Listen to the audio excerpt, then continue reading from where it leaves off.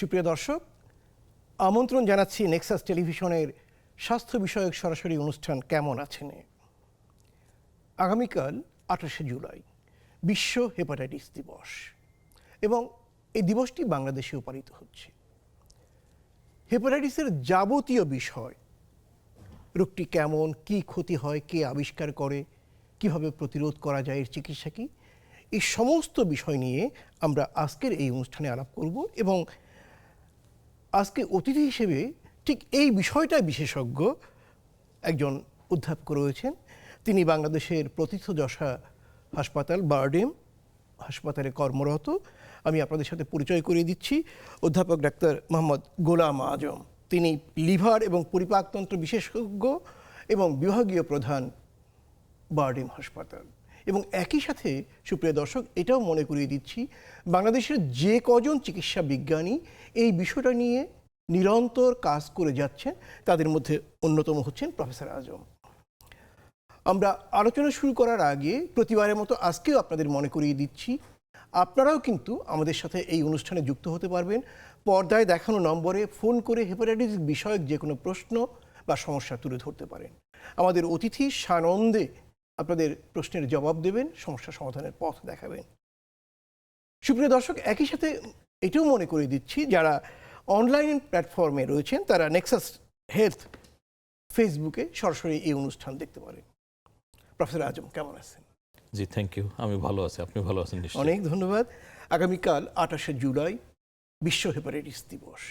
জি, এই দিবসটি কিভাবে এলো, এর প্রতিপাদ্য বিষয়টি কি, আপনি আমাদের জন্য একটু বুঝিয়ে বলবেন। জি, আগামীকাল বিশ্ব হেপাটাইটিস দিবস। এটা আসলে ওয়ার্ল্ড হেলথ অর্গানাইজেশন বা বিশ্ব স্বাস্থ্য সংস্থার স্বীকৃত একটি দিবস এবং সারা বিশ্বব্যাপী এটা WHO যেগুলো মেম্বার স্টেট তাদেরকে এটা পালন করতে বলা হয় রাষ্ট্রীয় পর্যায়ে। অন্যান্য দিবসের মতো এটা একটা দিবসকে এন্ডোর্স করা হয়েছে। মূলত শুরু হয়েছিল এটা একটা হেপাটাইটিস সি ভাইরাসে আক্রান্ত একজন ব্যক্তি, যিনি ইউরোপের একজন নাগরিক একটা দেশের। তো ওনার আক্রান্ত হওয়ার পর, এটা ছিল 1995 সাল। আচ্ছা, তো তারপরে উনি ওই সময় হেপাটাইটিস সি ভাইরাসের ওষুধ আবিষ্কার যেমন হয় নাই, কোনো গাইডলাইন ছিল না। তো এতে হয় কি যে উনি ইউকে নাগরিক ছিলেন, তো উনি গাইডলাইন না থাকাতে তো স্বাস্থ্য বিমা তো উনি পাচ্ছিলেন না। তো তখন একটা ওষুধ মানে এখন যে ডাইরেক্ট ভাইরাল অ্যান্টিভাইরাল আবিষ্কার হয়েছে, তখন তো ছিল একটা ইমিউনোমডুলেটরি এজেন্ট যেটাকে ইন্টারফেরন বলা হয়। তো ওইটা অনেক দামি ছিল। তো পরবর্তীতে উনি যেহেতু গাইডলাইনে স্বাস্থ্য বিমা পাচ্ছেন না, উনি সচেতন নাগরিক হিসাবে এবং নিজে রোগী হিসাবে উনি আরও কয়েকজন রোগীকে সংগ্রহ করলেন বা বেছে নিলেন। তো একটা রোগী গ্রুপ তৈরি করলেন। আচ্ছা, সে 95 থেকে শুরু করে রোগী গ্রুপের মাধ্যমে উনি একটা হেপাটাইটিস সি ট্রাস্ট গঠন করলেন এবং প্রায় 9 বছর পর চিকিৎসা হয়তো উনি কিন্তু সুস্থ হয়ে গিয়েছিলেন। আচ্ছা, 2004 সালে উনি হেপাটাইটিস সি ট্রাস্ট গঠন করে এই অ্যাওয়ারনেস ক্যাম্পেইনটা ইউরোপের দেশগুলোতে শুরু করলেন। 2004-এ আমরা আমাদের বাংলাদেশে কিন্তু ওই প্রোগ্রামটা আমরা করেছিলাম। আচ্ছা, তো আমরা তখন থেকে সংশ্লিষ্ট আছি। এরপরে 2008 সালে উনি ওয়ার্ল্ড হেপাটাইটিস অ্যালায়েন্স গঠন করতে সক্ষম হলেন। এটা হচ্ছে ইউরোপের এই রোগী কল্যাণ সমিতি এবং আমেরিকাতেও কতগুলো করা হলো, বিশ্বের বিভিন্ন দেশে। ওয়ার্ল্ড হেপাটাইটিস অ্যালায়েন্স এটা আসলে একটা এনজিও। কিন্তু ওনারা ওনাদের কর্মদক্ষতা বা ওনাদের এই যে দিবসের মাধ্যমে প্রচার করতে গিয়ে 2010 সালে প্রথম ওয়ার্ল্ড হেলথ অর্গানাইজেশন তাদের যে 63তম যে অ্যাসেম্বলি হয়, সেখানে এই বিশ্ব হেপাটাইটিস দিবসটাকে ওনারা সক্ষম হলেন দৃষ্টি আকর্ষণ করতে, এবং তখন থেকে যৌথভাবে এটা প্রোগ্রামটা হয়। তো 28শে জুলাই এটা হয় কেন? জি, সেটাই বলছি যে প্রথমে কিন্তু এটা করা হতো একটা 19শে মেতে, এরপরে বিভিন্ন দিবসে করা হতো বিভিন্ন দেশে। কিন্তু যখন WHO এখানে ইনভলভ হয়ে গেলেন, বা এই ওয়ার্ল্ড হেপাটাইটিস অ্যালায়েন্স এবং world hepatitis organisation, world health organisation, এই যৌথভাবে ওনারা বললেন যে এটাকে দিবসটাকে আমরা 28 জুলাইতে পালন করা হবে।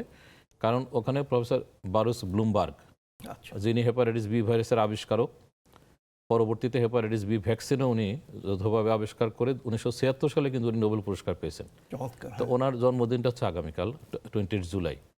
তো ওনার বার্থডেটাকে মার্ক করা হয়ে গেল এবং একটা দিবস হিসাবে ওয়ার্ল্ড হেলথ অর্গানাইজেশন এটাকে ওনাদের দিবস হিসাবে এন্ডোর্স করে নিলেন। তার মানে হেপাটাইটিস বি ভাইরাসের আবিষ্কারকর্তা এবং তার টিকা আবিষ্কারকর্তার দুজনের মধ্যে প্রথম জনের জন্মদিবসকে জি দারুণ।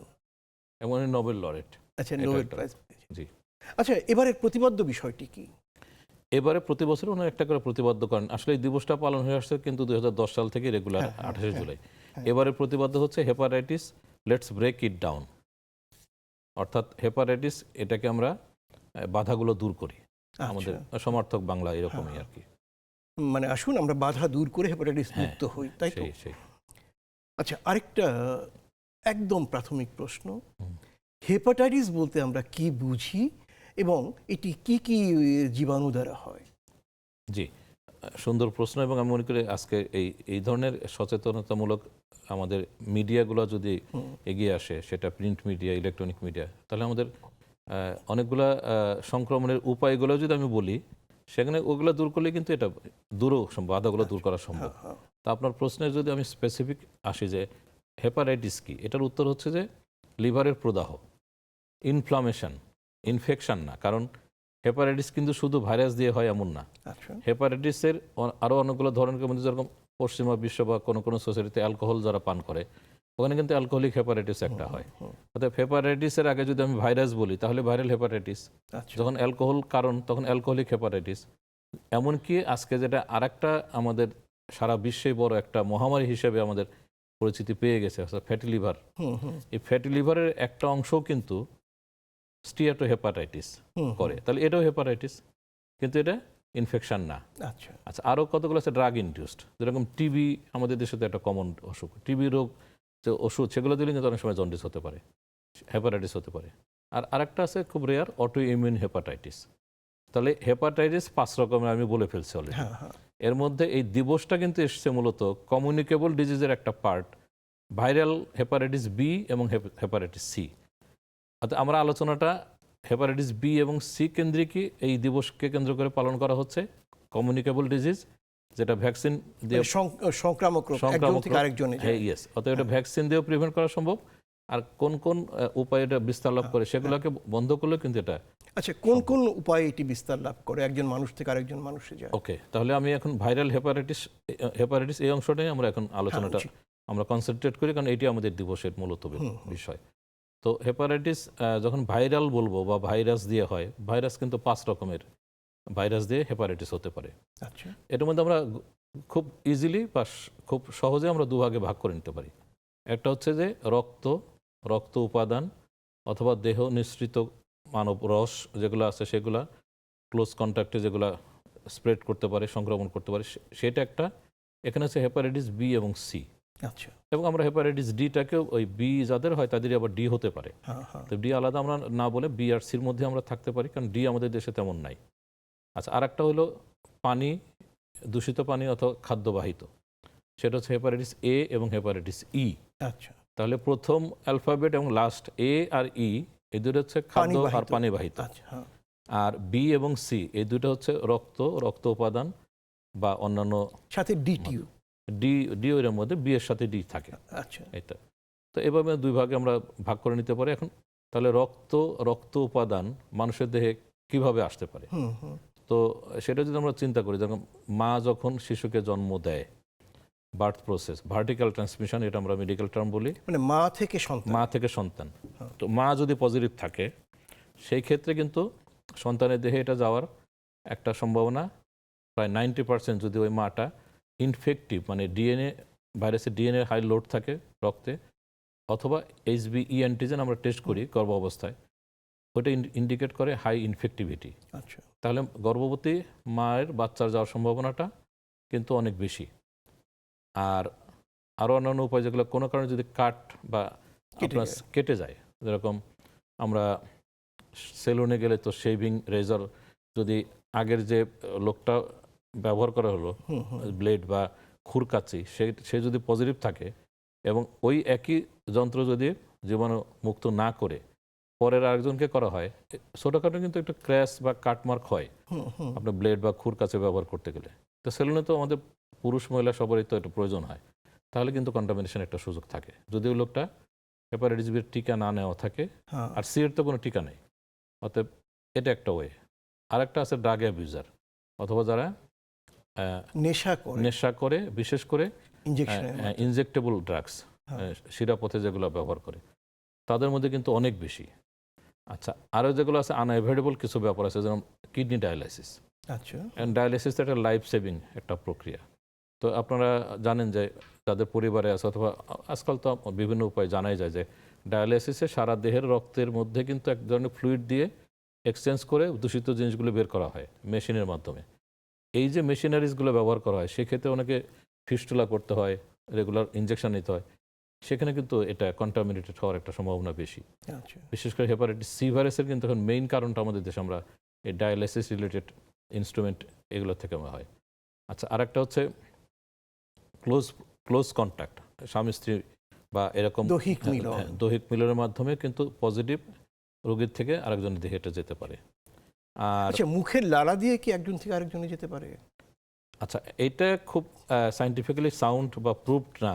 বিশেষ করে হেপাটাইটিস বি সম্ভাবনা থাকলে সি এর ক্ষেত্রে কিন্তু এটা সম্ভাবনা একদমই নাই। বিয়ের ক্ষেত্রে সম্ভব? বিয়ের ক্ষেত্রে থাকে কিভাবে, যদি কোনো ক্র্যাক থাকে, তাহলে ক্লোজ কন্ট্যাক্টে যদি ক্র্যাক থাকে কোনো লিপস বা ইয়েতে, মুখের ওরাল মিউকোজা ভিতরে ক্র্যাক, কিন্তু আমি আপনার বলি যে সিম্পল একটা টুথপেস্ট ব্রাশ আমরা যখন ইউজ করি, ওই ব্রাশ কিন্তু প্রতিবারই কিন্তু আমাদের অ্যাব্রেশন হয় হ্যাঁ, হ্যাঁ। গামে, মানে ইয়েতে, তাহলে ওই abrasion enough to transmit hepatitis B virus.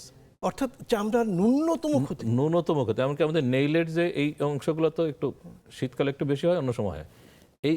এবং আমি একটা ভয়ঙ্কর তথ্য আমি একটু বলি, ভয়ঙ্কর কেন বলছি, হেপাটাইটিস বি ভাইরাস হচ্ছে একটা ডিএনএ ভাইরাস, হ্যাঁ, আর হেপাটাইটিস সি আরএনএ ভাইরাস। তা আরএনএ ভাইরাস বলে হেপাটাইটিস সি কিন্তু এই সারফেসে বা শুকনা জায়গায় এটা কিন্তু ডিগ্রেডেবল, এটা মরে যায়, নষ্ট হয়ে যায় কেমিক্যাল স্ট্রাকচারটা। তো hepatitis D is danger, B virus is dangerous. কেন? এটা ডিএনএ স্ট্রাকচার হওয়ার কারণে এটা সারফেসে শুকনা জায়গায়, এরকম একটা জায়গায় 7 ডেজ পর্যন্ত কিন্তু ডিএনএ থাকতে পারে। অর্থাৎ একজনের বি ভাইরাস পজিটিভ, তার হাতে একটু কিছু কেটে গিয়েছিল, হ্যাঁ। এখানে একটু রক্ত, এখানে একটা রক্ত হয়ে গেলে, বিশেষ করে ল্যাবগুলোতে, হ্যাঁ হ্যাঁ হ্যাঁ, ল্যাবরেটরিগুলোতে বা আমরা ডাক্তারি আমরা তো করতে গিয়ে, বা ডেন্টিস্ট্রি বা যেখানে খুব ইনস্ট্রুমেন্টাল ইউজটা হয়, এবং ব্লাড, আমাদের ল্যাবরেটরিতে তো ব্লাডে নিয়ে কাজ হয়, এক ড্রপ ব্লাড লেগে থাকলো, ওইটার মধ্যে যদি ডিএনএ থেকে থাকে এবং যদি সারফেসটাকে ক্লিন না করা হয়, এবং যিনি কাজ করতে গেলেন গ্লাভস ছাড়া কাজ করতে গিয়ে ওনার এই সমস্ত যদি কোনো জায়গায় ক্র্যাক বা ই থাকে, ব্রিজ অফ কন্টিনিউটি আমরা যেটাকে বলি, মিউকোজা, মানে আনসেফ মিউকোজা, আমার স্কিনটাতে কিন্তু বডির একটা প্রোটেকশন, আচ্ছা, এটা সৃষ্টির বড় একটা প্রোটেকশন স্কিন। এই স্কিন অথবা মিউকোজা ইন্টারনাল যেটা, এখানে যদি কোনো ব্রিজ থাকে, ব্রিজ অফ কন্টিনিউটি আমরা আলসার বলি, তো অ্যাব্রেশন, আলসার যেটাই হোক, সোজা কথা ক্ষত বা ঘা, মানে শরীরের বাইরের আবরণ অথবা ভিতরের আবরণ, যে কোথাও। হ্যাঁ, যেখানে যদি এটা হয়, তাহলে কিন্তু ওই কন্টামিনেটেড, আপনি বলেন যে থুথু বা লালাবা, সেখানে আপনার মানে ক্লোজ কন্ট্যাক্টে কেউ যদি করে, তার যদি ক্র্যাক থাকে আরেকজন যে আনপ্রোটেক্টেড, মানে ভ্যাকসিন নেয় নাই ভাই, তাহলে যে একজন থেকে আরেকজন কিন্তু স্প্রেড করতেই পারে এটা। ধন্যবাদ। সুপ্রিয় দর্শক, সময় হলো একটা ছোট্ট বিরতি নেওয়ার, সাথেই থাকুন, দ্রুত ফিরে আসবো। সঙ্গে থাকার জন্য অনেক অনেক ধন্যবাদ। সুপ্রিয় দর্শক, আমরা কথা বলছি হেপাটাইটিস নীরব ঘাতক থেকে সুরক্ষার উপায়, এবং আজকের আলোচনায় আমাদের সাথে রয়েছেন অধ্যাপক ডাক্তার মোহাম্মদ গোলাম আজম এবং আমি লেলিন চৌধুরী রয়েছি আপনাদের সাথে। প্রিয় দর্শক, আপনারাও কিন্তু পর্দায় দেখানো নম্বরে টেলিফোন করে আমাদের সাথে যুক্ত হতে পারেন, করতে পারেন প্রশ্ন, তুলে ধরতে পারেন আপনার এই বিষয়ক কোনো সমস্যা। প্রফেসর আজম, আমরা যেমনটি আলোচনা করেছিলাম, জি। নীরব ঘাতক, কেন হেপাটাইটিসকে নীরব ঘাতক বলা হয়? জি, এটা নীরব ঘাতক মানে হচ্ছে হেপাটাইটিস বি অথবা সি যখন কারো দেখে যে কোনো উপায়ে প্রবেশ করে, আমি বলেছি যে এটা জন্মের সময় কিন্তু বাচ্চার দেহে প্রবেশ করতে পারে। তো সেই অর্থে আমি বাচ্চাকাল থেকে শুরু করি, বাচ্চাদের দেহে এটা প্রবেশ করলো জন্মের সময় অথবা বাচ্চা নার্সিংয়ের সময়, নিওনেটাল ইনফেকশন বলে, যে জন্মের 1 বছরের মধ্যে যদি কোনোভাবে তার দেহে ঢুকে যায়। লক্ষণটা হেপাটাইটিস বি এর ক্ষেত্রে এটা কিন্তু প্রকাশ পেতে পেতে 15 থেকে 20 বছর সময় লাগতে পারে। তার মানে 20 বছর পরে লক্ষণ প্রকাশ পায়? জি, কারণ ততদিনে তার লিভার সিরোসিস অথবা ক্রনিক হেপাটাইটিস হয়ে লিভারটাকে দুর্বল করেই দেহের লক্ষণগুলো আসে। আর ন্যাচারালি একটা মানুষ তো ডাক্তারের কাছে শরণাপন্ন হয় তখনই যখন তার দেহে কোনো লক্ষণ আসে। আচ্ছা, তাহলে উনি সাইলেন্ট বা নীরব থাকলো এটা। আচ্ছা, একইভাবে পূর্ণবয়স্ক মানুষ, আমি হেপাটাইটিস বি অংশটাকে বলে নিচ্ছি, সিটা পরে বলছি। পূর্ণবয়স্ক মানুষের দেহে যদি হেপাটাইটিস বি ঢোকে, প্রবেশ করে কোনো উপায়ে, তাহলে কিন্তু তার অ্যাকিউট হেপাটাইটিসে করার একটা সম্ভাবনা থাকে। তো তখন কিন্তু প্রথম এই 1-1.5 মাস সময়ের মধ্যে ইনকিউবেশন পিরিয়ড পার হওয়ার পরে কিন্তু তার হেপাটাইটিস অ্যাকিউট কন্ডিশন, মানে স্বল্পমেয়াদী হেপাটাইটিস। এখন এটা এটা পূর্ণবয়স্ক মানুষদের হেপাটাইটিস বি যে উপায়ে প্রবেশ করুক, তার কিন্তু ভালো হয়ে যাওয়ার সম্ভাবনা, ওই জন্ডিসটা হয়ে প্রায় 95%, 95% ক্ষেত্রে অটোমেটিক্যালি ভালো হয়ে যায়। আচ্ছা, আচ্ছা, আর বাকি 5% যেটা রয়ে গেল, 5%, সেটার মধ্যে কিন্তু ক্রনিকসিটি, দীর্ঘসূত্রিতা শুরু দীর্ঘমেয়াদী, করে। তো ওনারও কিন্তু 15-20 বছর লাগতে পারে। মানে লক্ষণ আবার প্রকাশ পেতে। জি জি জি। তো এই জন্য সবারই অ্যাকিউট হেপাটাইটিস না হয়েও নীরবেও কিন্তু হেপাটাইটিস বি ঢুকে যেতে পারে। ঢুকে থাকে, ও দেহের মধ্যে একটা ইমিউন সিস্টেমের সাথে ওর একটা ফাইটিং হয়। ইমিউন সিস্টেম যার স্ট্রং, তার বডি থেকে ভাইরাসটা বা শত্রুটাকে বের করে দেয়। আর যার হচ্ছে যে কম্প্রোমাইজড হয়ে যায়, ইমিউনো টলারেন্ট হয়ে যাবে, মানে সোজা কথা একটা মানে উভয়ের মধ্যে সন্ধি হয় স্থাপন, যে তুমি থাকো আমি থাকি। তখন এই অবস্থায় হয় কি, দীর্ঘসূত্রিত হয়, এটাকে বলে ক্রনিক হেপাটাইটিস। এবং ক্রনিক হেপাটাইটিসের একটা সিকুইল হিসাবে কিন্তু পরবর্তীতে লিভার সিরোসিস, এমনকি লিভার ক্যান্সারও হতে পারে। আচ্ছা, একটি বিষয় আমাদের বলুন তো, কেউ একজন হেপাটাইটিস বিতে আক্রান্ত হলো, তার শরীরে ভাইরাসটি থেকে গেল, এর মধ্যে সবাই কি সিরোসিস অথবা লিভার ক্যান্সারে আক্রান্ত হবে? না না, এটারও একটা স্ট্যাটিস্টিক্যালি আমরা তো এটা বৈজ্ঞানিকভাবে এতদিনে প্রমাণিত, কারণ হেপাটাইটিস বি আবিষ্কার হয়েছে সেই 1967 65 বলে, আবার অনেকে 67-তে অনেক কনফার্মেশন পাবলিকেশনটা, যেহেতু এটা আবিষ্কার একটা পাবলিকেশন, আমরা 65-ই ধরি, তাহলে কত বছর হয়ে গেল।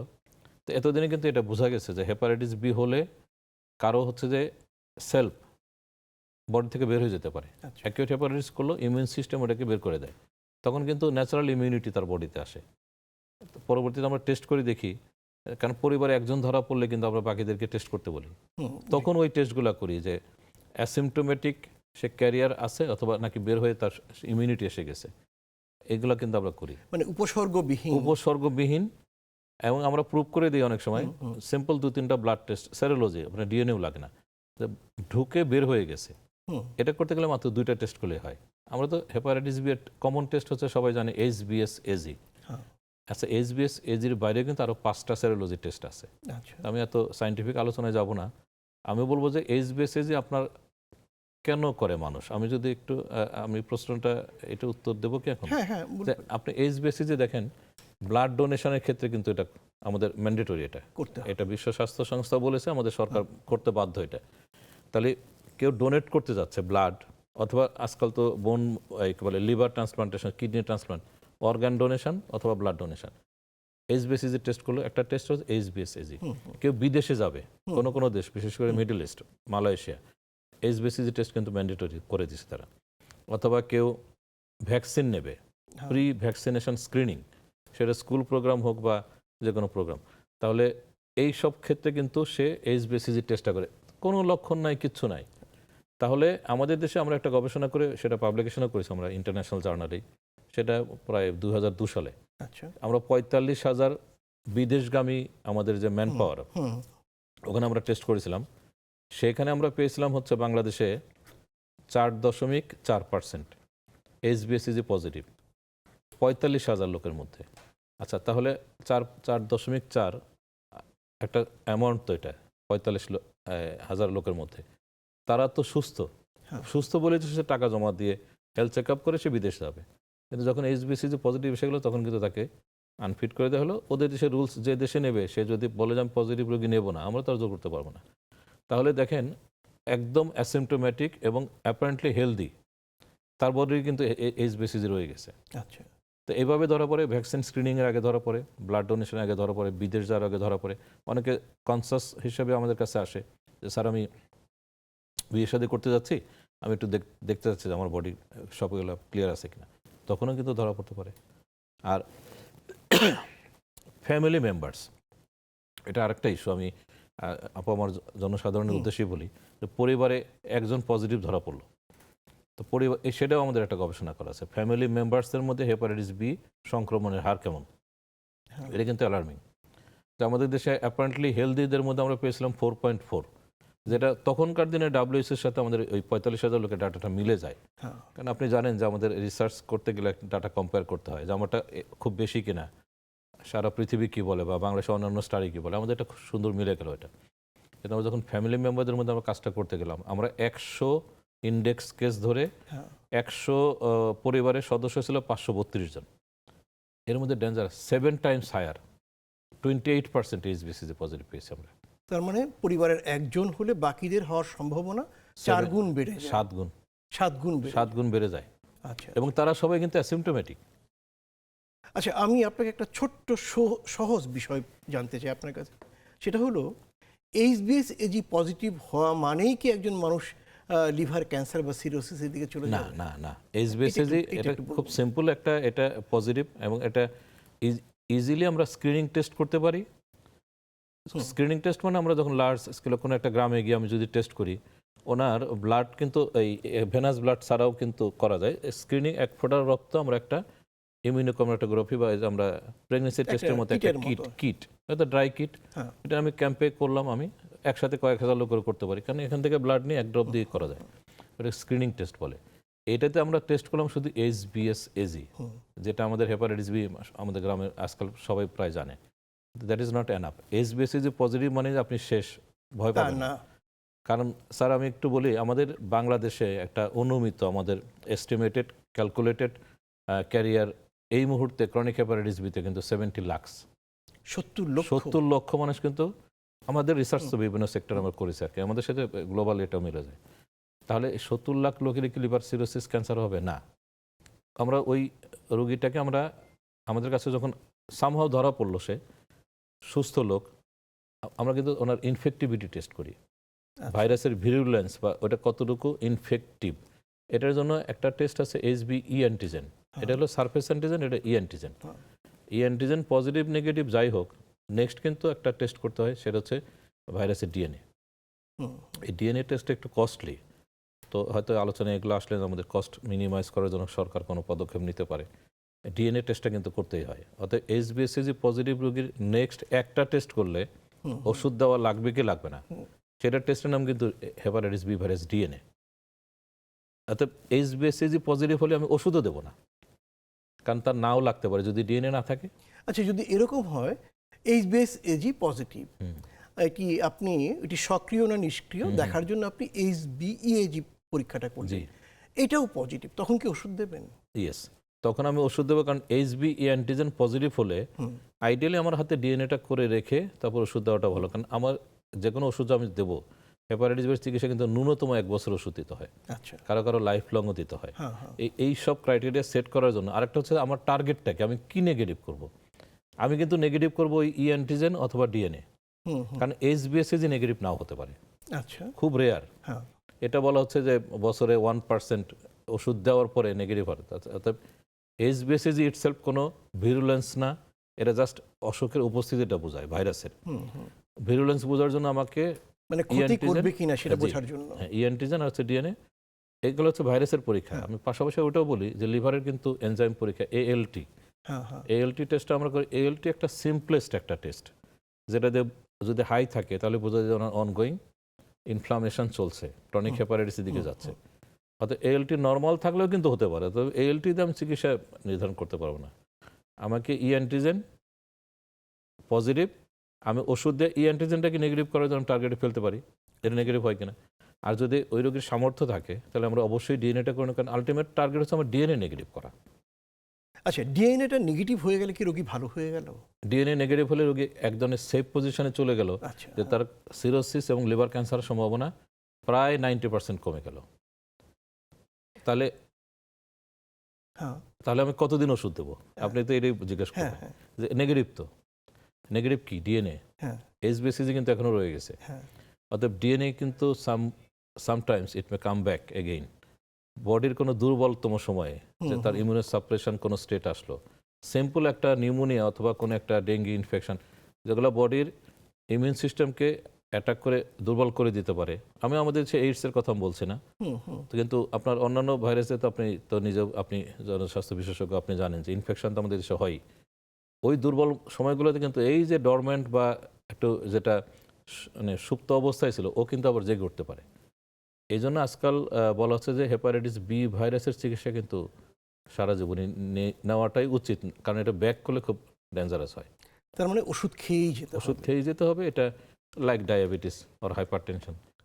যে আপনাকে এটা যদি এটা নন কমিউনিকেবল ডিজিজের জন্য ওগুলা, এটা কমিউনিকেবল ডিজিজ একটা লিমিট থাকার কথা ছিল। জি। সেটা ব্যাকটেরিয়ার এগেনস্টে অ্যান্টিবায়োটিক্স দিই, এটা তো অ্যান্টিভাইরালস হওয়ার কথা ছিল এটা লিমিট কোর্স, কিন্তু লিমিট বা ফিনিট কোর্স সেটা ইনডেফিনিট পিরিয়ডে আমাদের যেতে হচ্ছে। এই এত বছর পরে গবেষণা করে মানুষ দেখছে যে হেপাটাইটিস বি এর ওষুধ বন্ধ করা ঠিক হবে না এবং আপনাকে অনেক ডাক্তারের ধন্যবাদ আপনাকে। সুপারভিশনে থাকতে হবে। প্রিয় দর্শক, আবারও সময় হলো একটা ছোট্ট বিরতি নিয়ে, সাথেই থাকুন। প্রফেসর আজম, যেমনটি আমরা বিরতির আগে কথা বলছিলাম, হেপাটাইটিস নীরব ঘাতক। এর হাত থেকে সুরক্ষা পাওয়ার কি কি উপায় রয়েছে? হ্যাঁ, এটা হচ্ছে জনসচেতনতা, অর্থাৎ এটা কিভাবে সংক্রমণ বা বিস্তার লাভ করে সেগুলো কিন্তু আলোচনা আমরা করে এসেছি।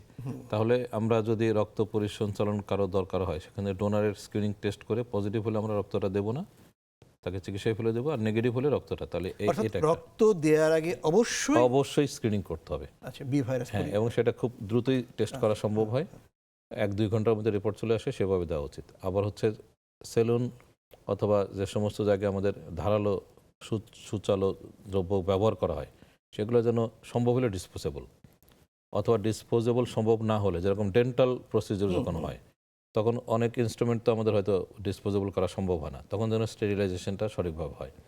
ডেন্টিস্ট্রির মাধ্যমে কিন্তু স্প্রেড করার একটা সম্ভাবনা থাকে।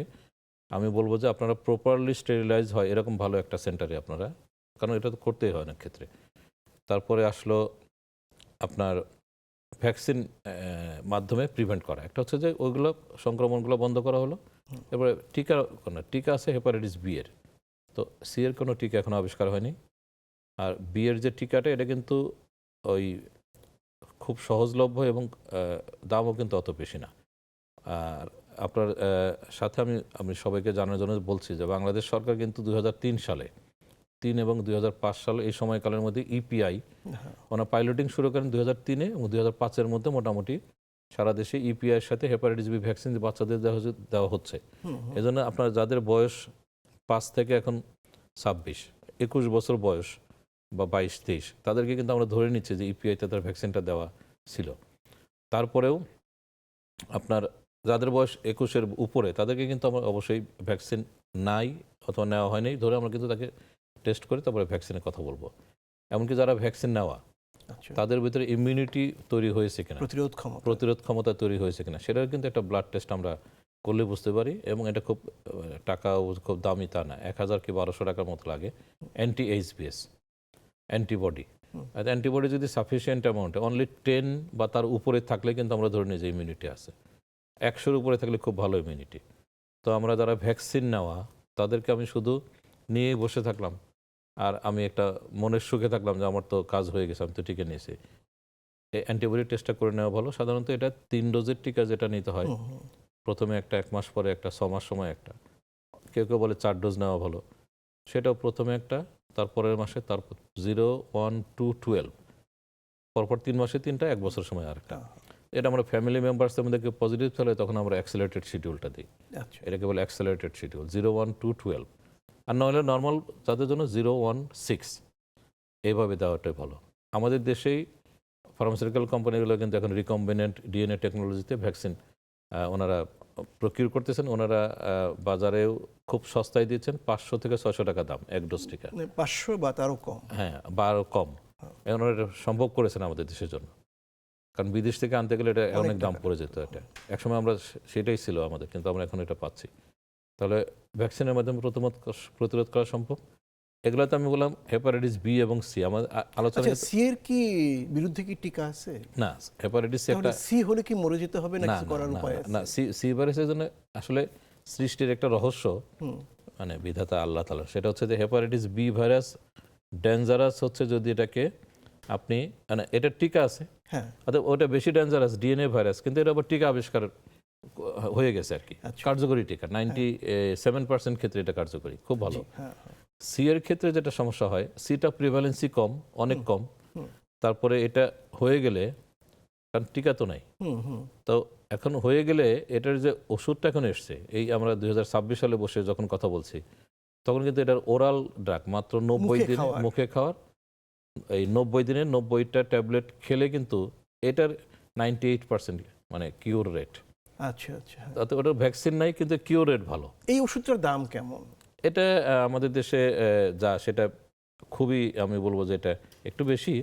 যেরকম আমি যদি অ্যামাউন্টটাই বলি, ওনারা 1000 টাকার মতো কোম্পানিগুলো এটা ওনারা বলেন আর কি, কিন্তু এটা ডিসকাউন্ট করে প্রায় 700 বা 800 টাকার মধ্যে এক একটা ট্যাবলেট ডেলি।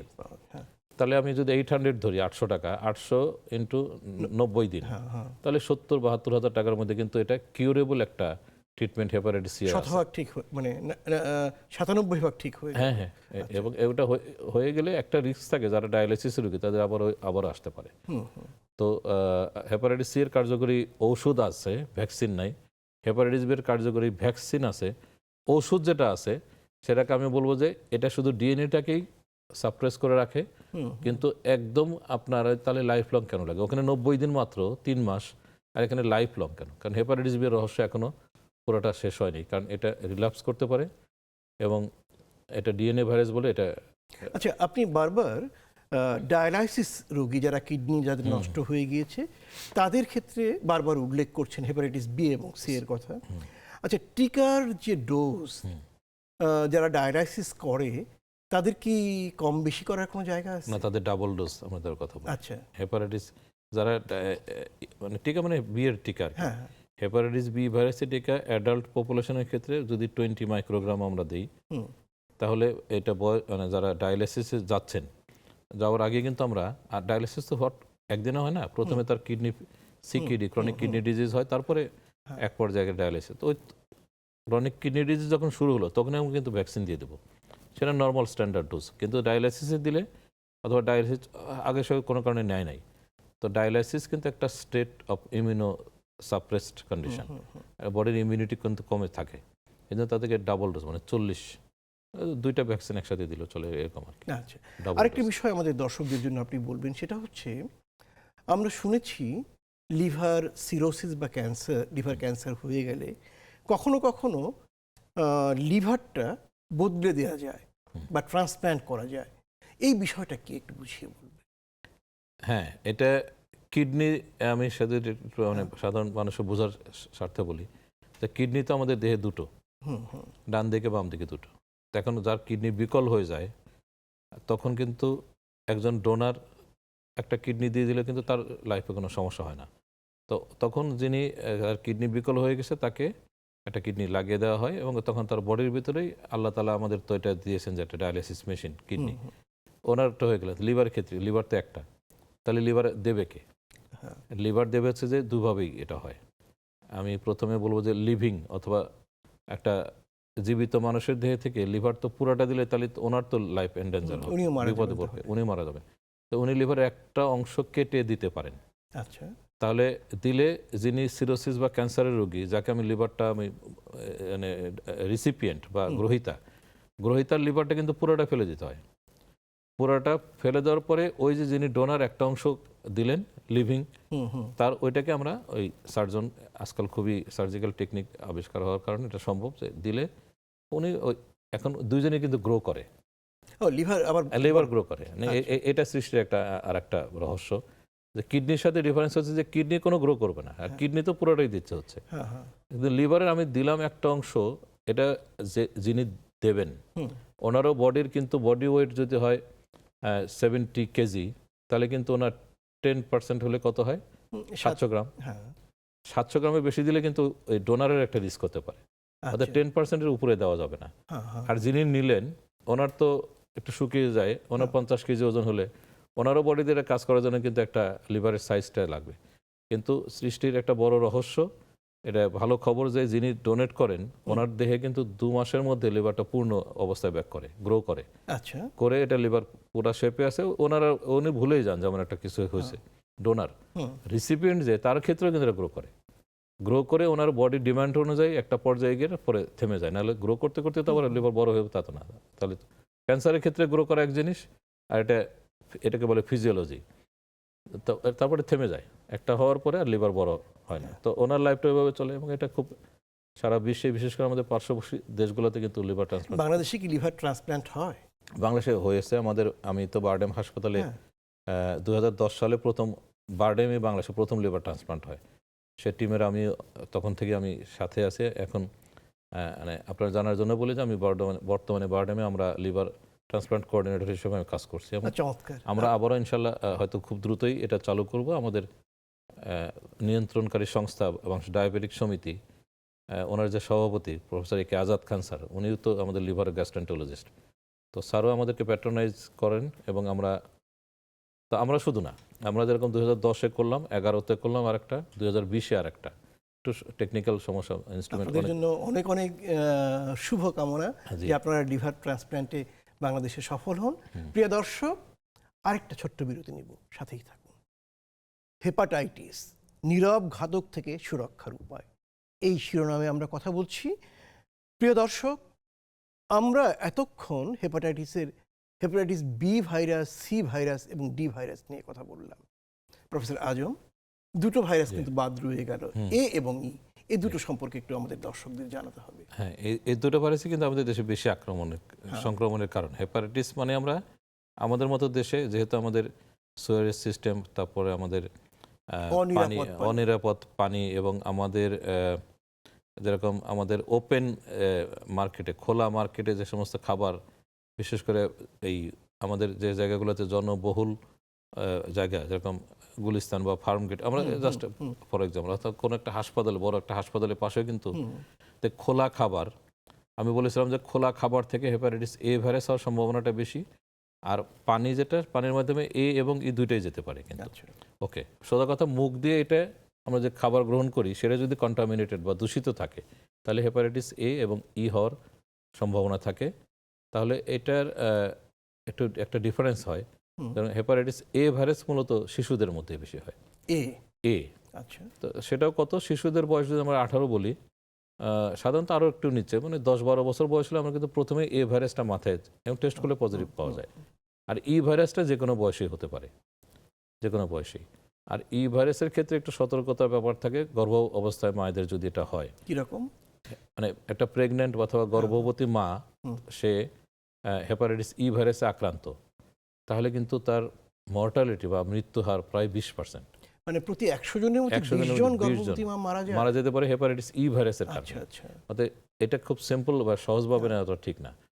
তাহলে আমাদের এই যে এখন যে বৃষ্টি মৌসুম যাচ্ছে, এখন তো আমাদের কন্টামিনেশন সুযোগটা বেশি থাকে।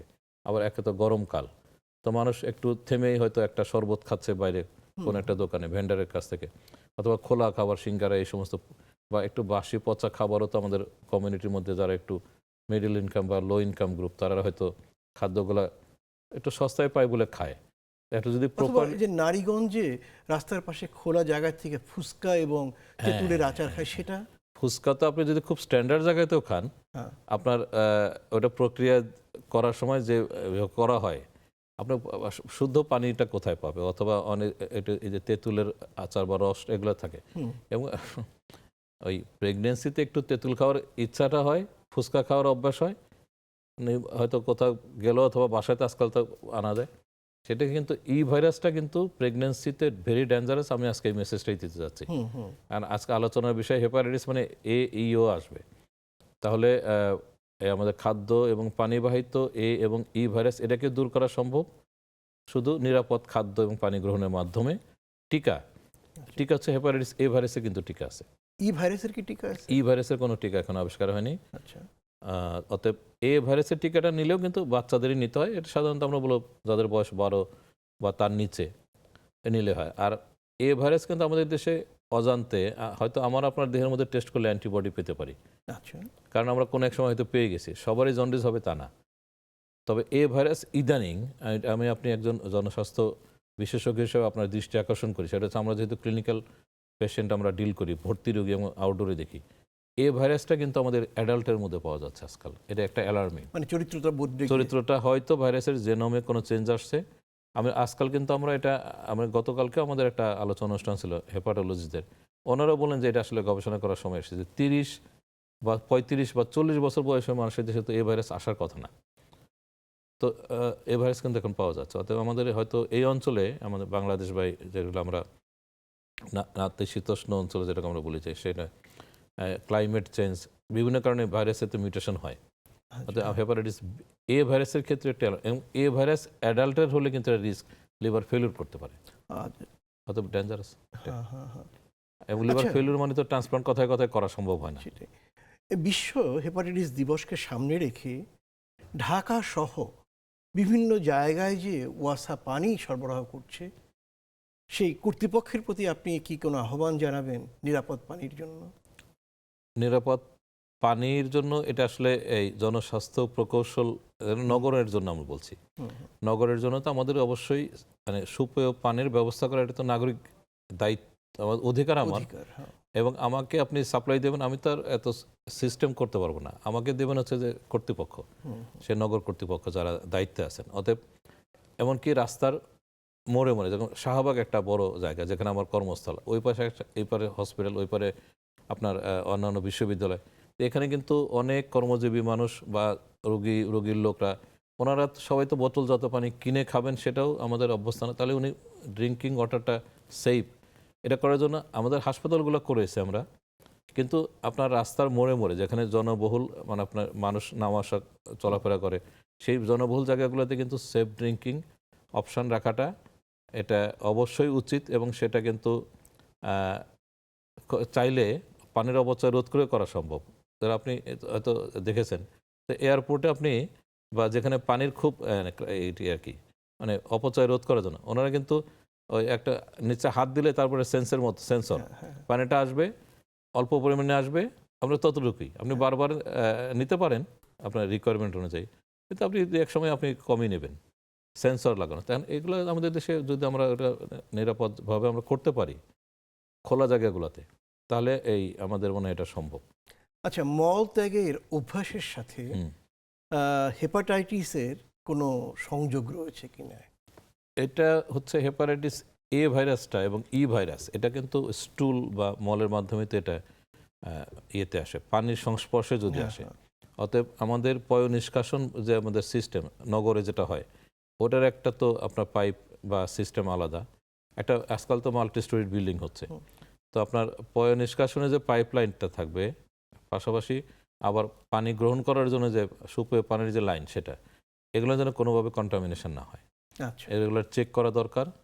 এবং অনেক সময় এপিডেমিক বা মহামারী হয়, এটা একবার চট্টগ্রাম শহরে কিন্তু এটা হয়েছিল, হেপাটাইটিস ই ভাইরাসের মতো আউটবাস্ট হয়েছিল। সেটা হচ্ছে এরকম, ওই মানে পানির লাইনের সাথে আপনার পয় লাইনগুলো, সুয়ারেজ লাইনগুলো যদি মিলে যায়, তো স্টুলের মাধ্যমে তো দুটো স্প্রেড করে, রক্তের মাধ্যমে তো না। অতএব আপনি আরেকটা ব্যাপার, সেটা হলো যে জনপ্রিয় বিশ্বাস আছে জন্ডিস হলে, মানে লিভারের প্রদাহের পরে যদি রক্তে বিলিরুবিন বেড়ে যায়, কোনো এক বিশেষ ধরনের মালা বা বিশেষ কোনো গাছের রস খেলে ভালো হয়ে যায়। এই ব্যাপারে একজন লিভার বিশেষজ্ঞ হিসেবে আপনার মতামতটা কি? আচ্ছা, আমরা তো সায়েন্স নিয়ে কাজ করি এবং আমরা সায়েন্টিফিক্যালি প্রুভড যেগুলো সেগুলো নিয়ে কাজ করি। এখন সেলফ লিমিটিং একটা কথা, মানে এমনি এমনি ভালো হয়ে যায়, হেপাটাইটিস এ, হেপাটাইটিস ই, এগুলো কিন্তু এমনি ভালো হয়ে যাবে, আচ্ছা, শুধু যদি তার লিভারে অ্যাকিউট কন্ডিশনগুলো ফার্দার ডিটোরিয়েশন বা দ্রুত আপনার কার্যক্ষমতার লোপ না পায়। সেই এই জন্য হয় কি যে হেপাটাইটিস এ, ই আমাদের দেশে বেশি খাদ্য পানিবাহিত, এগুলো ডাক্তারের কাছে আসলেও চলে, না আসলেও চলে। তো এখানে একটু ওই কবিরাজ বা অন্যান্য যা বললেন উপায়গুলা, ওনার একটু ক্রেডিট নেয়, আসলে ওই লোকটা এমনি ভালো হয়ে যেত। ঠিক আছে, তাহলে আমরা এখন বলবো এটাই যে আচ্ছা, জন্ডিস মানে কি সবসময় হেপাটাইটিস না, কিন্তু জন্ডিস কিন্তু লিভারের বাইরের রোগের কারণে তো হতে পারে। যার থ্যালাসেমিয়া আছে তার তো জন্ডিস আছে, রক্ত ভেঙে যাচ্ছে, তাই না? আবার কারো কারো পিত্ত নালীতে পাথরও হলো, অথবা কোনো কারণে ব্লক হয়ে গেল, অবস্ট্রাকটিভ জন্ডিস আমি বলতে চাচ্ছি, সেটাও তো জন্ডিস। সবসময় যে লিভারের কারণে জন্ডিস হবে তা না কিন্তু। এই জিনিসটা কবিরাজের তো কোনো বোঝার উপায় নেই। অতএব আপনার জন্ডিস হলে আপনি ডাক্তার, এবং আপনি অবশ্যই একজন গ্র্যাজুয়েট, মানে আমি লিভার স্পেশালিস্টটা বাংলাদেশে এখনো ওই পরিমাণে যে সব জায়গায় আপনি পাবেন, আমাদের কাছে আসবেন যখন বেশি জটিলতা হবে, কিন্তু আপনি প্রথমে একজন এমবিবিএস ডাক্তারকে দেখান, কবিরাজের কাছে যাবেন না কেন? এই কারণেই যে আপনার সিভিয়ারিটি অফ লিভার ডিজিজ, এজন্য ব্লাড টেস্টগুলো করে কারণটা বের করে, জন্ডিস তারপর প্রথম ইন টাইম একটা টেস্ট আছে যে লিভারটা দ্রুত খারাপ হচ্ছে কিনা, এগুলো তো বুঝতে গেলে তো এমবিবিএস মিনিমাম, তাছাড়া তো হবে না।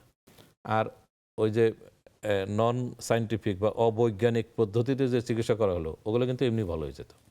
আচ্ছা, অনেক সময় যে তেলাকুচের পাতা বা অন্য কিছু রস খাওয়ানো হয়, না, এগুলো আমরা খাওয়াতে নিষেধ করে দেব, কারণ আপনার এটা টক্সিসিটি ফার্দার বাড়াতে পারে। মানে আরো বিষক্রিয়া তৈরি করতে পারে। হেপাটোটক্সিসিটি, যেরকম আচ্ছা, যে কোনো খাবার তো লিভারে গিয়ে মেটাবলিজম হয় হ্যাঁ হ্যাঁ, এবং উপকারেও হয়, ডিটক্সিফিকেশনে। বিষগুলা কিন্তু আমাদের লিভার একমাত্র ফ্যাক্টরি যে আমাদের সব ধরনের টক্সিন লিভারে গেলে ও ডিটক্সিফিকেশন করে, অর্থাৎ নিষ্ক্রিয় করে।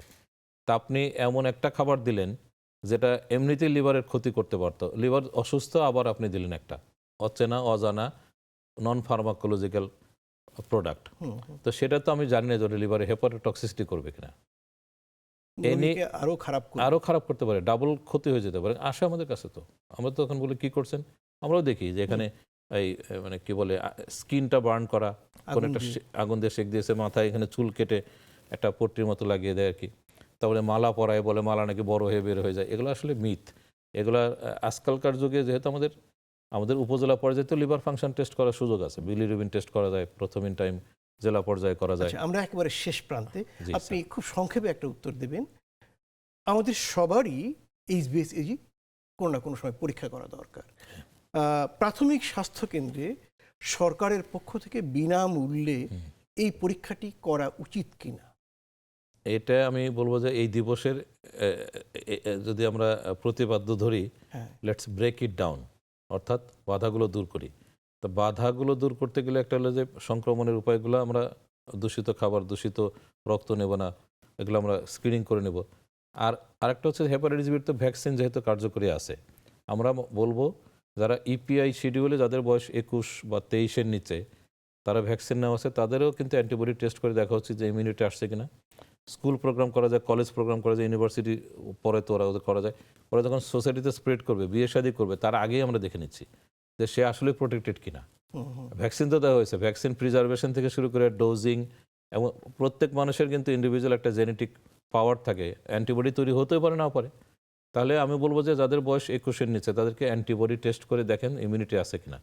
তাহলে সে গভর্নমেন্ট এই জায়গাটা হেল্প করতে পারেন যে এই টেস্টটাকে একটু সহজলভ্য করা, অথবা বিনামূল্যে কমপক্ষে বিনামূল্যে তো সবচেয়ে আমাদের কামনা, না হলে যেন একটু আরো কম দামে করা যায়। আপনাকে অনেক অনেক ধন্যবাদ প্রফেসর মোহাম্মদ গোলাম আজম, আপনি চমৎকার আলোচনা করলেন। প্রিয় দর্শক, সারা পৃথিবীব্যাপী হেপাটাইটিস একটি আতঙ্কের নাম, কারণ এটি অজান্তে শরীরে প্রবেশ করে এবং ধীরে ধীরে আমাদের লিভারটাকে ক্ষতিগ্রস্ত করতে থাকে, এবং যখন রোগের লক্ষণ প্রকাশ পায় তখন আর কিছু করার থাকে না। এই কারণেই হেপাটাইটিসকে নীরব ঘাতক বলা হয়।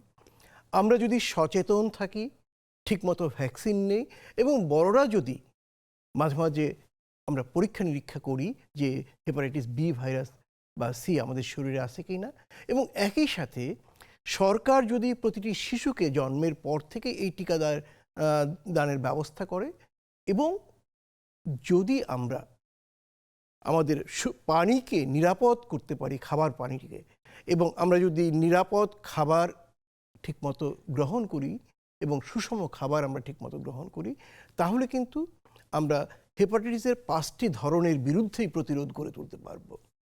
একটা কথা মনে রাখতে হবে, একটা সময় ছিল ক্যান্সার হলে মানুষ বাঁচত না, কিন্তু এখন ক্যান্সারে মানুষ স্বাভাবিকভাবে বাঁচতে পারে।